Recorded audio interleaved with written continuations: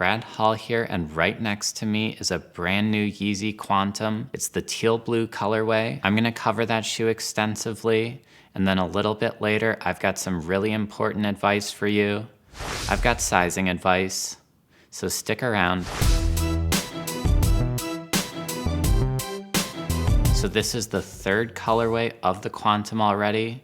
We've had two pretty grayish releases. This third release, there's a lot of gray again, but there is a pop of color. You've got that teal blue. Now the upper on this one is different than the first two colorways.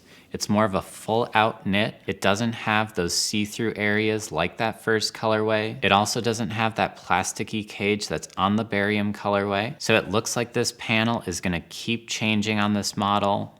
And this one, it is very fall ready. It's kind of like a nice knit sweater. Now the other change on this one is that midsole. It's gray instead of that creamy milk midsole. The rest of the elements of this shoe, they pretty much stay the same. The black neoprene on the ankle and on the tongue, that kind of graphite and silver heel cup. And then you've got that sole. This shoe is definitely a nice looking shoe, but maybe not as nice as those first two colorways. And it's actually not that different from those. You're just getting a little bit of color. Now, if you did pick up a pair and you're looking for some style tips, I would say keep in mind that little bit of teal. That is an opportunity to match. I put together just a few images of some outfits that I think would look really nice with this shoe.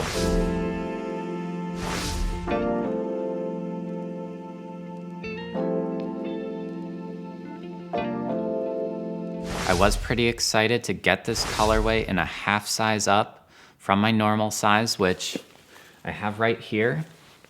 In that QNTM colorway, this one just felt a little bit snug to me, so I've been dying to try a half size up in it. And that's exactly what I did. I spent some time in both of these. I did some thorough testing of them. Really just wanted to get a feel for each size. Now, even after all of that testing, I still felt a little bit unsure. My normal size, again, just a little bit tight in that toe box.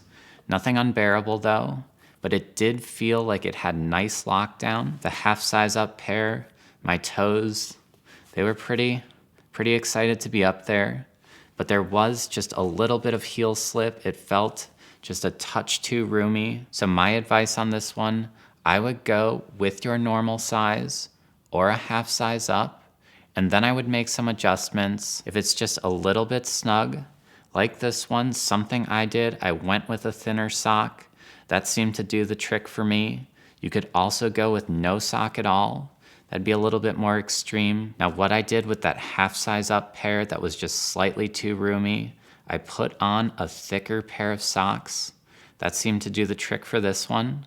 You could also double sock, but that's a lot of material. If neither of those work, you could go a little bit more extreme. You could buy a silicone foot in a size that's larger than your foot. Then you could core it out and you could slip it onto your foot and then put on a normal sock and wear the shoe. 3 great options if it's a little bit too big. So that is my show for today. Thanks so much for watching. And before you go, I'm gonna leave you with this.